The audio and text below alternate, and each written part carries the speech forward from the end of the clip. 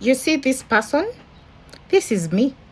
And as well, this is me. I want to look like Michael Jackson one day. You want Bruh. some people black and ugly, some girl black and ugly, you know. You know what I'm saying? So you see when them put on bleaching, them kind of look good. You know what I'm saying? Yeah, cause you have some girl out the road and too ugly. I used to think that I'm not beautiful enough because of people who used to make me feel like being black, there is something I'm lacking. There is something I need to do to my skin.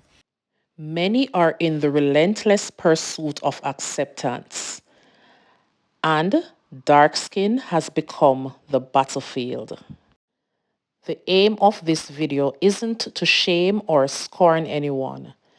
It is to raise awareness, to speak honestly and openly about what skin bleaching really means, and why I believe it is more than just a beauty trend. In my opinion, skin bleaching is a pandemic, one that quietly affects millions of people around the world. On the plantations before independence, the color of your skin could decide your entire life. Dark-skinned slaves worked out in the fields under the burning sun, while the lighter-skinned, mixed-race children of the masters were allowed to work inside the house. That painful divide did not just disappear after slavery. It seeped into Jamaican society even after independence in 1962. For years, darker skinned people were mostly seen as domestic workers or laborers, while lighter skinned Jamaicans were more likely to get corporate jobs and access to middle and high society. Imagine that. In a country where most people are dark skinned, lighter skin was seen as the ideal. You see this person? This is me. And as well, this is me. So I whitened my skin. That's the secret. And I know you might say these are two different people. Do you know what? That's me and that's me. Yes, I whitened my skin. Did you look at a person and say, I want to look like so and so? Yes, obviously you have to look on somebody and say, I want to be on that level. I want to look like Michael Jackson one day. You want Bruh. that color? Yes, I want to level. reach to the Michael Jackson color. Really? So that's where I'm looking at now. But I don't want to look to do that through injection or anyhow. I Yes. just want to do it on a healthy skin tone. So why not a tone like, let's say, a Kanye Bao? Because we all know she's very open about the lightening that she does. Why not that color of tone? Because the Michael Jackson color is like white. Yes, it is white. And that's what you want. That's what I want. Do you want to look white or you want a white skin tone? I want a white skin tone. I love what I am. And then I'm still black. And I do embrace being black.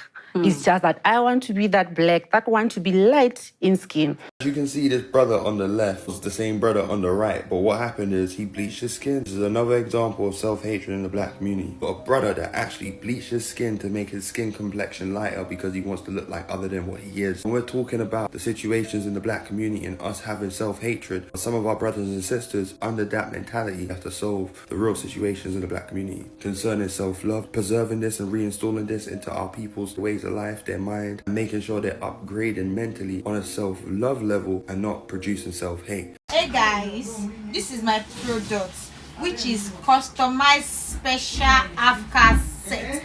I've been using it for the past 4 years and see my skin is glowing. I don't have knuckles, I don't have stretch mark, I don't have blemishes. My face is glowing. What happens when the price of acceptance is the erasure of your identity? We have to realize that people who bleach their skin are not the enemy. They are victims of a society that told them over and over again that they needed to change in order to be accepted. They were once little boys and girls who were shunned, people who were ostracized from the dating pool, from their own families, their peer groups, their jobs, promotions, and even basic acceptance. So our approach to correcting this wrong can't come from a place of shame or disgust. It has to be intentional, deliberate, and deeply sensitive because it will take far more than judgment to heal this wound. But where do we start? How do we fix something when the bleaching cream is just a bandage for a much deeper wound? When what we were really told is that we are not beautiful? What happens when it's not the skin that needs changing, but the soul that needs a surgery?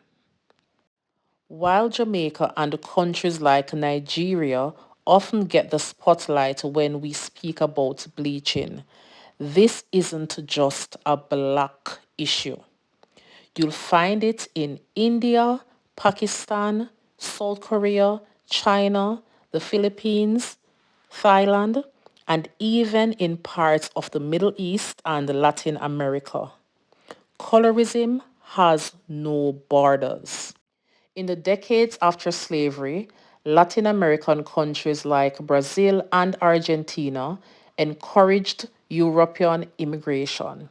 Governments offered free transport, housing, land, and tax incentives driven by the belief that a whiter population meant progress. Darker skinned citizens, Afro descendants, and indigenous communities were pushed to the margins. European settlers and racial mixing were promoted as a tool of whitening. Can you tell me why you started to bleach your skin?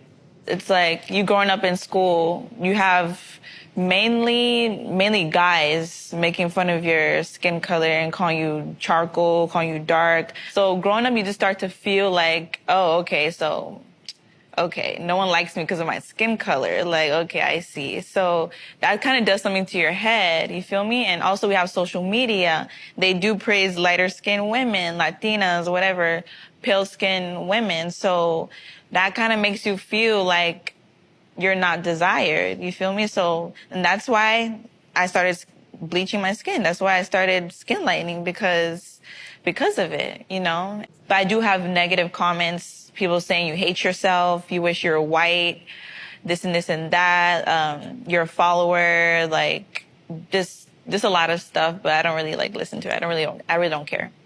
I guess how society sees dark women, like we're basically the losing team. Like who wants to be on the losing team? I felt like lighter skinned women, they were more desired and they get away with more and they have more privileges than I did. And also, I also thought that personally, I also thought I looked prettier lighter. And for me, I honestly I don't think it's a big deal because I feel like people want to be darker and people want to be lighter. So I don't see why it's such a taboo. I'm not ashamed of it because I kind of see the hypocrisy in it. I also don't think we can just ignore that there's such a terrible history of racism and colorism, and that's why it's a bigger deal to people when people are bleaching their skin versus when people are putting on makeup and yeah. Like with social media, light-skinned people are important and they're pretty and this and that. And that's the same thing I want to feel. So, and there's a lot of benefits that come along with it and I want the same benefits. And I'm be honest, I want the same benefits. Like I don't care. I think for me, when it comes to skin bleaching, I'm a lot less interested in the personal experience and more just like, why is this a multi-billion-dollar industry? Like, why is Dove, something in the U.S. that, they just sell bar soaps here, but in Asia, they literally are selling skin bleaching, Asia and Africa, the Caribbean. Like, we need to talk about how this is like a capitalist enterprise that is invested in people lightening their skin. Let's talk about colorism in the Indian community. If you don't know, colorism is the idea that lighter or fair skin is more beautiful than dark skin. I know that this issue is not exclusive to India, and it's also prevalent in other Black, Hispanic, and South Asian communities, but I'm going to speak towards my experience as a Tamil dark skin girl. I say dark skin in quotes because I know there's a lot of women who are darker than me, but my entire life I feel like I've been considered dark because my sister and my dad are just so fair. And in India, having a fair skinned daughter was like winning the lottery. I remember all my relatives would always comment on how beautiful and light my sister was. And it's so interesting looking back at these pictures because I don't even think our skin tones were that different. But regardless, I spent my entire life wanting to be lighter. I started using Fair and Lovely when I was like 6 or 7 years old. My mom was always reminding me to stay out of the sun. And it wasn't just my mom, it was the entire community. I don't blame anyone for this. It was just a culture that they grew up in. Like in India, having dark skin is literally a liability. Dark skinned people are assumed to be poorer, lower class, and a lot of families, when they're looking for a bride, their #1 requirement is that the woman has fair skin. And no one had to say any of this to me, it was what I saw. Like Bollywood movies would only cast very fair-skinned women to the point where a lot of their actors, like Amy Jackson, weren't even Indian. Especially in like Tamil movies where Tamil women tend to be a little bit darker, they literally will cast actresses that don't even speak the language and just dub it over. Women like Deepika Padukone and Priyanka Chopra are kind of the darkest that Bollywood will go. And even so, these dusky or dark-skinned actresses tend to get lighter and lighter as their career progresses. It's not just a lack of representation, it's how they literally show dark-skinned women as ugly and unattractive.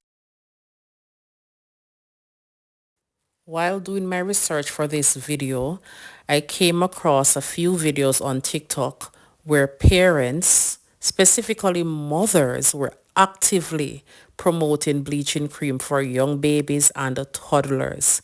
And to my dismay, you had hundreds of people in the comment section asking for access to this bleaching product. Can you imagine? Honestly, the anti-blackness that I see on TikTok, especially African TikTok, is too much, to the extent that people are advertising skin lightening, skin whitening products for babies. And there are people in the comment section asking how much is it, where can they get the product for babies, lightening and, toning or whatever baby's skin. What is it about being dark skinned that a lot of us are running away from, or we don't want to be black? Babies who are still developing, their skin is very fragile. We are now bleaching babies' skin for them to be fair or for them to be light skinned. It is too much. At one point, you had a single called Black Hypocrisy. Yeah. And to promote it, you put up a picture where it looked like your skin was bleached. But it was just all Photoshop, right? Yes. Yeah. People lost their minds, though. Yeah. How did you feel about the response when people thought that you actually did it? Because Vybz Kartel bleached his skin at one point. Yeah. So, it's not like that crazy to think that you would do it also, but you didn't actually do it. The reaction when it happened at the time, it was very hypocritical because, and that's why the song was called Black Hypocrisy. It was called Black Hypocrisy because there was a lot of hypocrisy that was happening in the Black community. And again, the reaction was that, how could she bleach her skin? Why would she do this? And why would she do this to herself? And why would she hate herself? And why this and why that? But it was coming from the same people from the Black community who said I should have bleached my skin. So that's why it was called Black Hypocrisy, because it was funny how before the picture came out, my Black people were saying I was too dark skinned. They don't understand how I have so much money and I'm not bleaching. I need to turn my thing up. I need to get with the flow. I want to get with the modern flow of bleaching. And I'm looking like, wait, a Black woman, a dark-skinned Black woman that looks like me is telling me that I'm too black, that I need to bleach, that I need to have a different appearance to appeal to an international audience more. So it was very critical to me and it was very alarming. So I felt like it was a conversation that needed to be had, that people need to always sweep it under the rug. I feel like colorism is real. I'm friends with a lot of Caucasians, and I have a lot of Caucasian fans, but none of them have ever told me that I'm too black. It was coming from my own people and my own community. So the colorism was getting so big that, you know, you see the comments. I remember in the song, Black Hypocrisy, I said, them say me black till me shine, till me look dirty. That came from a comment. And so when she heard the song, she remembered that I had replied to her comment, because she also was a black girl, telling me that I'm so black. So when I put her comment in the song, I remember her making a video and apologizing. She was like, I am the one that said this. And she apologized. I told her I accepted her apology. And I felt like it opened up a lot of conversation. I'm sure that colorism, that still exists, but I know that it created an awareness for the conversation that people wasn't having in our community. First thing that came to mind was thinking about Lil' Kim and how like so many people in 2022 be like, oh, you look so good when you were darker skinned. I'm just like, but y'all treating her like shit. Sorry for cussing, but it's the truth. Like she literally said like, all the people I was dating would leave me for white European girls. Like y'all like talked about my nose. You talked about my features, featureism, and just she wanted an easier life. So I'm just like, I think about like, why are there so many material benefits to being lighter? From my experience growing up in Jamaica, the dream was never to find a black woman and settle down with. It was always to find a lighter skinned woman. Yeah, we call them... That's the prize, the browning. We call them browning. That's the prize. Yeah. And you'd be surprised because a lot of us grew up where our moms are as black. As black as us, yeah. So that's a woman that we see in the household. That's a woman that raised us. But even she would tell you that, why don't you go find a nice brown girl? Yeah. To settle down, to give me some nice brown grandbabies. Consequences Not again. black grandbabies. So this entire culture, that it just infects the mind to you feel inferior. So my mom bleaches her skin. I'm the darkest in the family. I have been getting told to bleach my skin since I was like 8. She stopped bothering me about it, especially because one time she gave me soap that was supposed to help with my acne, and then it bleached my baby hairs, and I found out it was skin bleaching cream soap. Anyways, I don't think you guys understand how hard-headed that generation is. Like the later Gen X, early Boomer generation. No, they don't care. They don't care. They don't care at all. That whole black is beautiful thing, yeah, no, they don't care. My mom, to this day, still bleaches her skin. The only thing I can get her to do is wear sunscreen. They are so brainwashed to the point. Was there a point of time in your life when you thought that I need to bleach my skin or whiten my skin? Yeah, I thought many times. No, Indians were not supposed to be fairer. India receives more than 250 sunny days. So vitamin D is directly absorbed by skin, hence more melanin content, hence the darker skin. There was time when I was a teenage girl, I could see people girls who were fairer than me, you know, they were treated in a different way. You could see the school teachers or everyone as like, oh, she's so cute, she's so pretty. So that time we feel, okay, I want to be that person. I've been bullied for my skin tone, and that too by my teachers. Yeah, one of my teacher bullied me when I was in class 3rd or 4th. I was just a child. I don't know that I have a dark tone and all. My friends who are like a little darker than me, they sometimes feel that, you know, still that I should put tomato on my skin and this on my skin to become fair. Nigeria has declared skin lightening a national health emergency. Now, this article is from February, but actually the news made it to the British Medical Journal this month. Apart from these creams causing discoloration, acne, stretch marks, bruising, even skin cancer, there are a group of kidney doctors in Nigeria who are noticing that young people without any previous medical history were coming in with kidney failure and needing dialysis. And the current thinking is that this is happening because some of these creams contain mercury, which can affect the kidneys. Now, once your kidneys stop working, your only options are dialysis or a kidney transplant. This is not something to play with.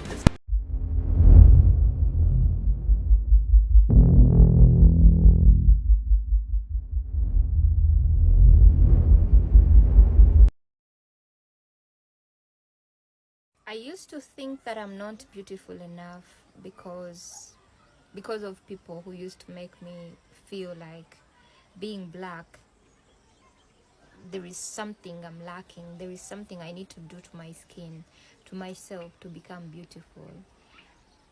But right now, I can say that I feel beautiful And when I say that I feel beautiful or I'm beautiful, it doesn't mean that I'm better than other people. I feel like the more you take care of your skin, the more you start feeling better about yourself.